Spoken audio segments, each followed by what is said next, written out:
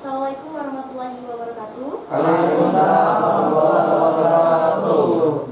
Gimana kabarnya hari ini? Alhamdulillah. Puasanya lancar nggak? Alhamdulillah. Siapa yang udah bolong? Soleh. Semoga lancar ya sampai ini sampai full. Amin. Kita doa dulu ya. Di sini siapa ketua kelasnya? Soleh. Silakan dipimpin ya. Al-Fatihah. Alhamdulillah.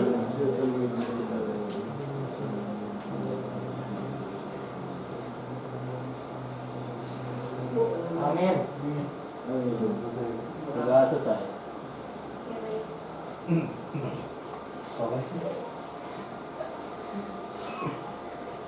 Di sini Rohim, Chandra, Ada. Raihan, Hadir. Rahmat, Azwa, Hadir. Randy, Hadir. Dani, Hadir. Soleh, Hadir. Amrit. Hadir. Jadi semua ya hari ini. Oke,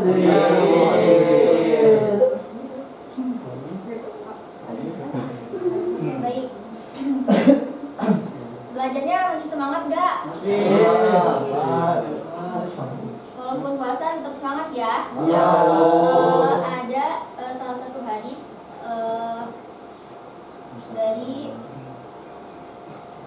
Abu Hurairah radhiyallahu anhu, Rasulullah sallallahu alaihi wasallam bersabda, siapa yang menempuh jalan untuk mencari ilmu, maka Allah akan mudahkan baginya jalan menuju surga. Nah, ada 3 makna dari hadis tersebut. Yang pertama, dengan menempuh jalan mencari ilmu, maka Allah akan mudahkan jalannya untuk menuju surga. Yang kedua, menuntut ilmu adalah sebab seseorang mendapatkan hidayah. Nah, dengan hidayah itu akan mengantarkan seseorang menuju surga. Dan yang ketiga itu, menuntut suatu ilmu mengantarkan pada ilmu yang lainnya. Nah, dan dengan ilmu itu akan mengantarkan seseorang menuju surga. Nah, Masya Allah ya. Jadi seorang penuntut ilmu itu jalannya Allah mudahkan gitu untuk menuju surga. Tapi dengan ganjaran surga itu menjalankannya tidak mudah. Yang di dalamnya pasti kita merasakan lelah ya. Kemudian capek, ngantuk, bahkan males kan ya gitu. Nah, tapi rasa capek, rasa ngantuknya penuntut ilmu itu mendapatkan pahala gitu, apalagi belajarnya gitu. Nah, apalagi sekarang lagi bulan suci Ramadan ya, udah puasa terus kemudian belajar, itu pahalanya makin dilipat gandakan. Nah, Masya Allah ya. Jadi lebih baik kita merasakan capeknya, ngantuknya menuntut ilmu daripada kita merasakan pedihnya kebodohan. Ya baik. Sekarang itu mata belajarnya mengenai fikih dan materinya itu mengenai zakat. Nah, sebelumnya saya akan menjelaskan tujuan pembelajaran kita hari ini. Nah, yang pertama itu peserta didik dapat menjelaskan ketentuan zakat dalam Islam dengan benar. Yang kedua, peserta didik dapat menyebutkan macam-macam zakat, syarat-syarat harta yang wajib dikeluarkan zakatnya, harta benda yang wajib dizakati, golongan penerima zakat, dan hikmah zakat. Yang ketiga, peserta didik dapat menunjukkan contoh penerapan ketentuan zakat dalam kehidupan sehari-hari. Keempat, peserta didik mampu membiasakan bersedekah sebagai implementasi rasa syukur atas rezeki yang diterima dengan tanggung jawab. Dan yang kelima, peserta didik mampu memiliki rasa peduli dengan sesama sebagai hikmah dari ketentuan zakat. Nah, jadi itu ya tujuan pembelajaran kita hari ini.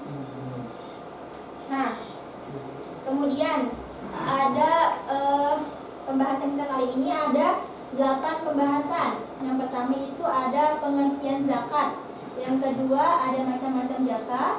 Ketiga ada syarat-syarat harta yang wajib dikeluarkan zakatnya. Yang keempat harta benda yang wajib dizakati. Yang kelima golongan penerima zakat. Yang keenam identifikasi undang-undang zakat. Yang ketujuh contoh pengelolaan zakat. Dan yang terakhir penerapan ketentuan perundang-undangan tentang zakat. Nah, sebelumnya saya mau bertanya. Coba di sini anak-anak apa yang anak-anak ketahui tentang pengertian zakat? Ya.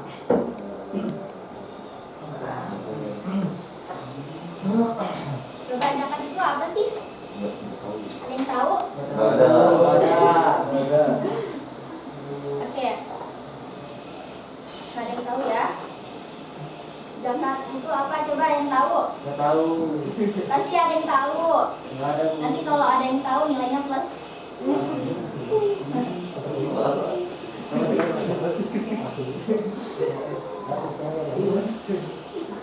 Mungkin bisa diartikan dengan mengeluarkan sedikit harta ya. Iya. Terus mau tanya lagi, coba apa perbedaannya zakat, infak sama sedekah? Masa nggak tahu? Ayo, apa perbedaannya? Coba, Randy, apa perbedaannya? Zakat, infak sama sedekah. Kalau zakat dikeluarkan di bulan Ramadan, kalau kita di hari biasa juga bisa bu. Iya. Terus siapa ya? Rohman, coba apa perbedaannya? Kalau zakat,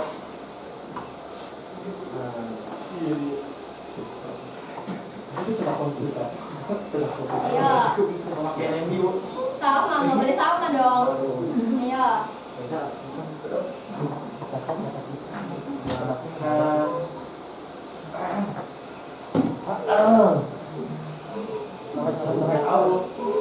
oke baik. Zakat itu hukumnya fardu ain. Terus kalau infak itu hukumnya fardu kifayah. Dan kalau sedekah hukumnya sunnah.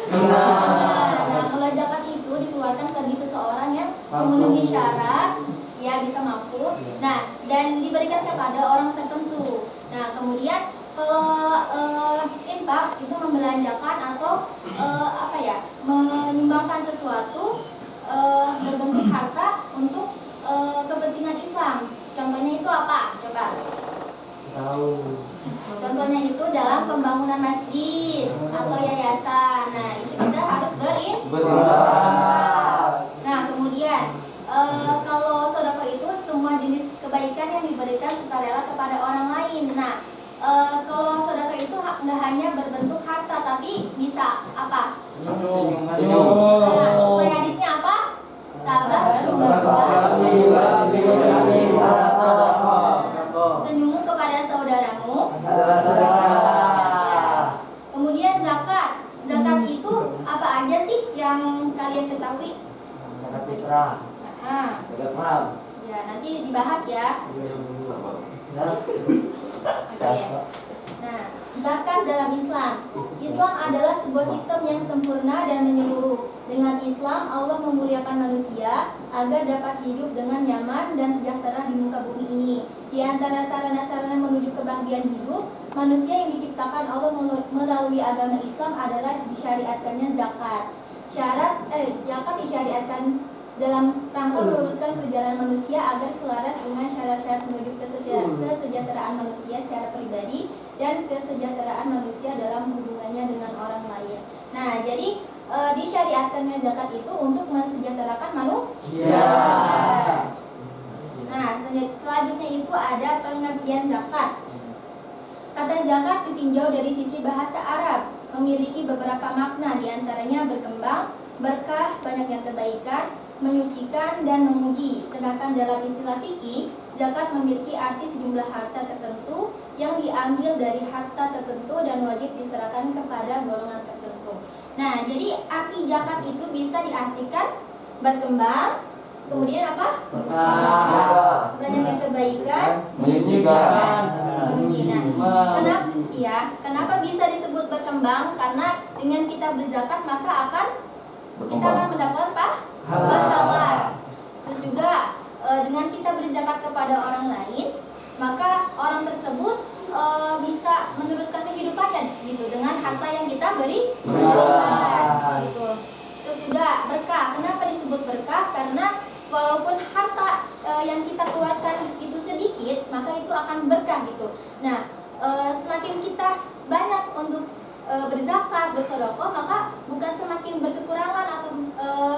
bisa membuat kita miskin, maka itu akan Allah akan tambahkan terus rezeki kita. Nah, iya. Selanjutnya itu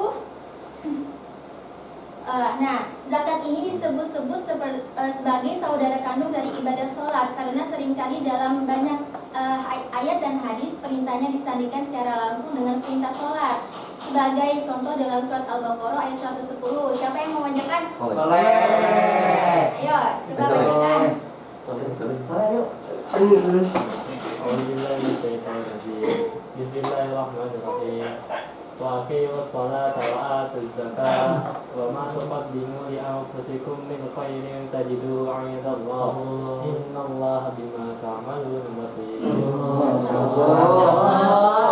Oke, artinya siapa yang mau bacakan? Boleh. Coba Amrin. Coba bacakan artinya. Dan dirikanlah sholat dan tunaikan zakat dan kebaikan apa saja yang kamu usahakan bagi dirimu, tentu kamu akan mendapat pahalanya pada sisi Allah. Sesungguhnya Allah Maha melihat apa-apa yang kamu kerjakan. Oke, terima kasih. Nah, pembahasan selanjutnya itu ada macam-macam zakat. Coba macam-macam zakat apa? Tadi ya ada yang udah nyebutin. Zakat fitrah. Kalau zakat fitrah itu apa sih?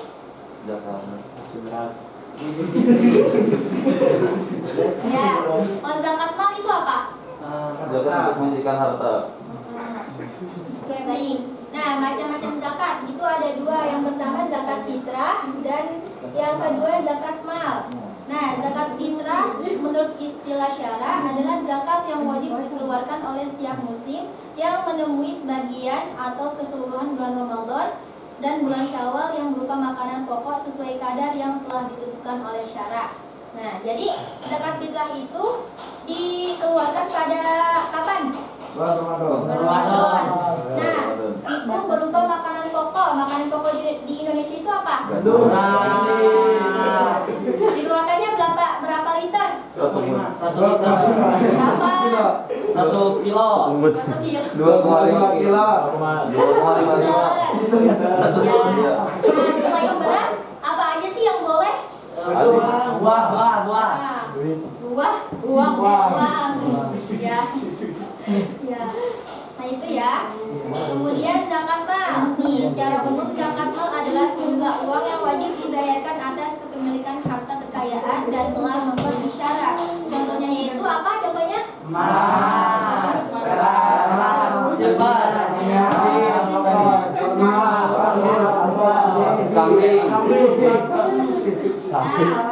kemudian ada syarat-syarat harta yang wajib dikeluarkan zakatnya. Yang pertama, harta tersebut harus didapat dengan cara yang baik dan halal. Nah, jadi yang harus kita zakatkan itu harta yang halal. Kalau tidak halal terus kita zakatkan itu akan membuahkan pahala enggak? Terus yang kedua itu harta tersebut berkembang dan berpotensi untuk dikembangkan.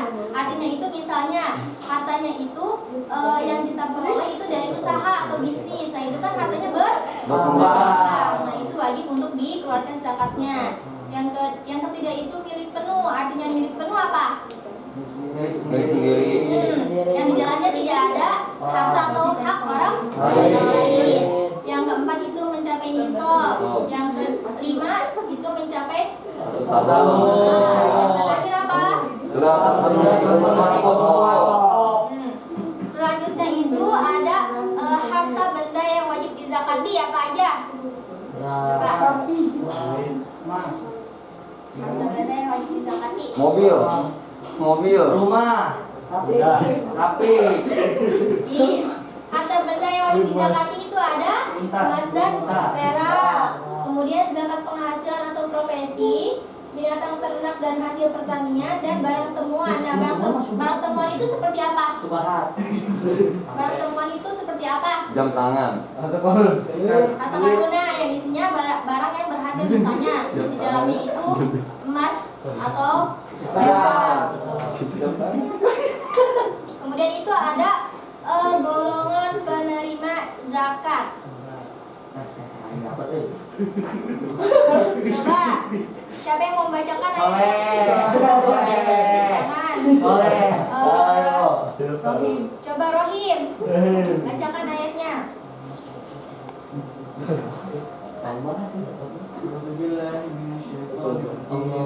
Bismillahirrahmanirrahim. Innamas shadaqatu lil fuqara'i wal masakin wal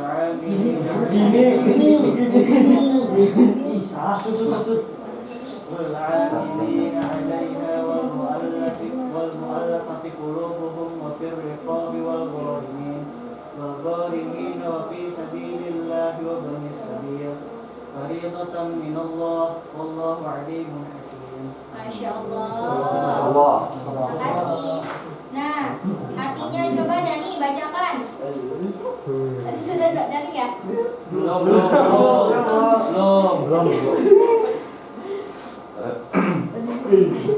Coba bacakan.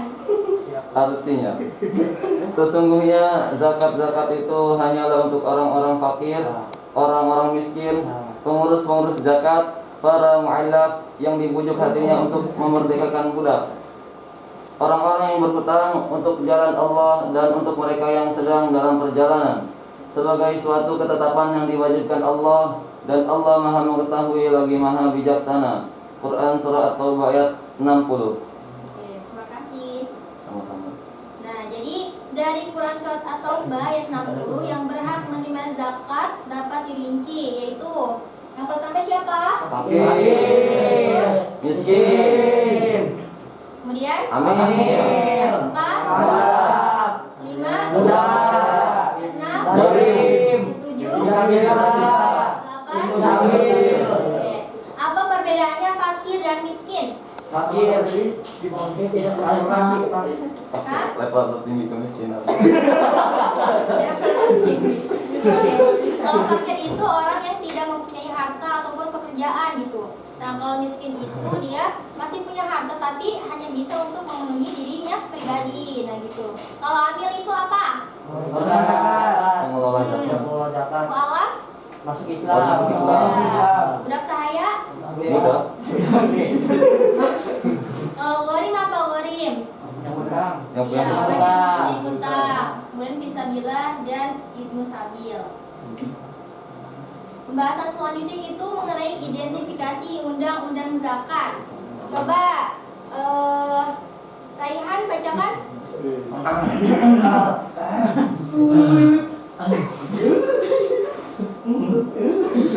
Ayo bacakan. Dalam rangka meningkatkan kualitas umat Islam Indonesia, pemerintah telah membuat peraturan perundang-undang tentang pengelolaan zakat, yaitu Undang-Undang Republik Indonesia Nomor 23 Tahun 2011 tentang pengelolaan zakat. Undang-undang ini merupakan pengganti Undang-Undang Nomor 38 Tahun 1969 dalam bab 1 di ketentuan umat pasal 1. Di ketentuan umum pasal 1 ada beberapa poin penting. A. Pengelolaan zakat adalah kegiatan perencanaan, pelaksanaan, dan pengordinasian dalam pengumpulan, pendistribusian, dan pendayagunaan. B. Zakat adalah harta yang wajib dikeluarkan oleh seorang muslim atau badan usaha untuk diberikan kepada yang berhak menerimanya sesuai dengan syariat Islam. C. Muzaki adalah seorang muslim atau badan usaha yang berkewajiban menunaikan zakat. D. Mustahik adalah orang yang berhak menerima zakat. E. Badan amil zakat nasional Badan amil zakat nasional yang selanjutnya disebut Basnas adalah lembaga yang melakukan pengelolaan zakat secara nasional. F. Lembaga amil zakat yang selanjutnya disingkat LAD adalah lembaga yang dibentuk masyarakat yang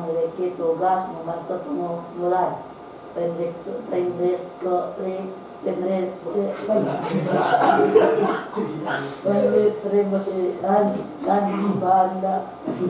pendaya gunaan zakat. Oke. Selanjutnya itu ada contoh pengelolaan zakat. Nah, contohnya setiap tahun seorang muslim mengeluarkan zakat fitrah. Nah, zakat fitrah sebagiannya dititipkan pada unit pengumpulan zakat atau UPZ tingkat desa. Oleh UPZ desa disampaikan kepada BAZ kecamatan, kemudian disampaikan ke BAZ kabupaten. Oleh BAZ kabupaten, kemudian dana zakat tersebut didistribusikan kepada para mustahik yang sangat membutuhkan dana atau digunakan untuk kegiatan produktif yang sangat menyerap banyak tenaga kerja, misalnya membantu para pengusaha kecil dan menengah.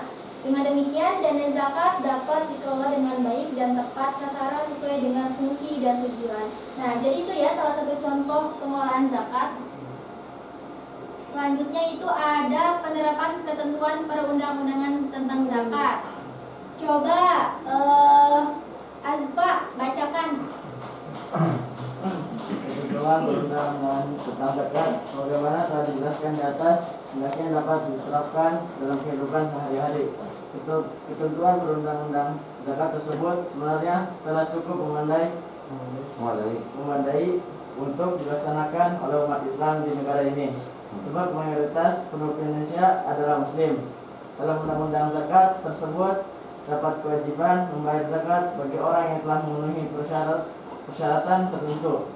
Orang-orang tersebut dinamai muzaki, pemberi zakat. Begitu pula terdapat hak-hak bagi mereka yang memenuhi persyaratan tersebut untuk menerimanya. Sampai sini sudah paham kan? Paham. Nah, selanjutnya itu ada hikmah disyariatkannya zakat. Yang pertama, bisa membersihkan jiwa seorang mukmin. Yang kedua, meringankan beban seorang muslim. Yang ketiga, menghimpun hati yang tercerai-berai di atas keimanan Islam. Yang keempat, membantu dan menutupi kebutuhan serta kesusahan orang-orang miskin yang terhimpit hutang. Yang kelima, membersihkan harta. Dan yang terakhir itu menegakkan kemaslahatan. Nah, setelah dipahami tentang ketentuan zakat dalam Islam, maka seharusnya seorang muslim memiliki sikap berikut ini. Yang pertama itu dapat menumbuhkan sifat Dermawan. apa yang kedua? Membantu masyarakat yang membutuhkan pertolongan. Yang ketiga? Menghindari sifat sombong. Yang keempat? Mendekatkan diri kepada orang-orang dan kerja. Nah, jadi itu ya, setelah kita memahami dan mempelajari materi tentang zakat, maka sikap-sikap inilah yang harus dimiliki oleh seorang Muslim. Oke. Sudah paham kan semuanya? Paham. Oke. Ada pertanyaan ya? Coba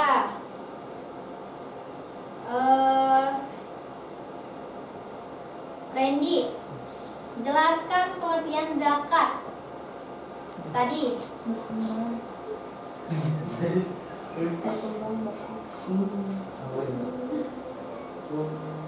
Berkembang, Bu. Berkembang. Terus kemudian apa?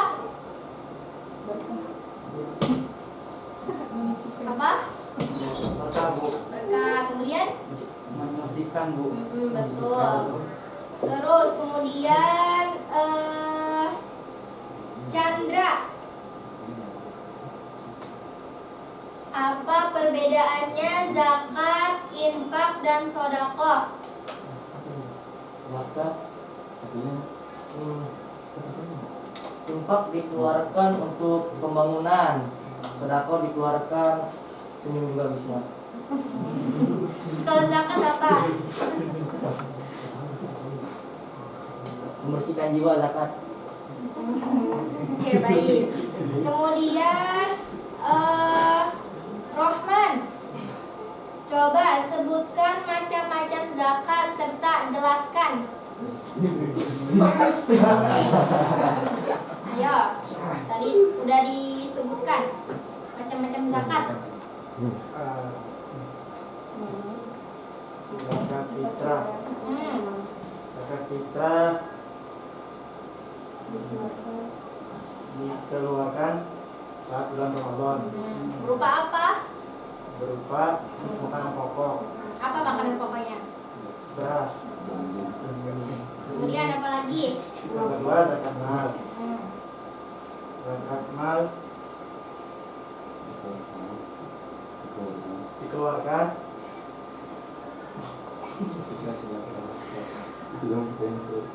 jika sudah mencapai nisab. Iya. Zakat mal itu bisa berupa apa? Harta, emas perak, sapi.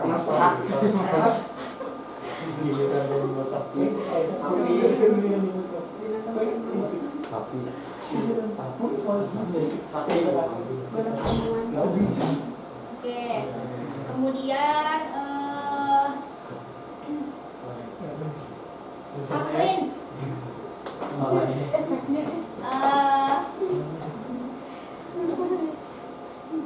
Sebutkan orang-orang yang berhak menerima zakat.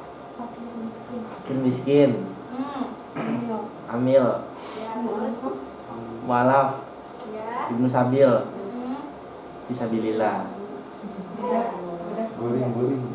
gorim, Terus yang terakhir Soleh. Azfa. Coba sebutkan 2 hikmah zakat. Tadi apa? Sudah disebutkan. Menunjukkan diri. Menunjukkan diri. Ya.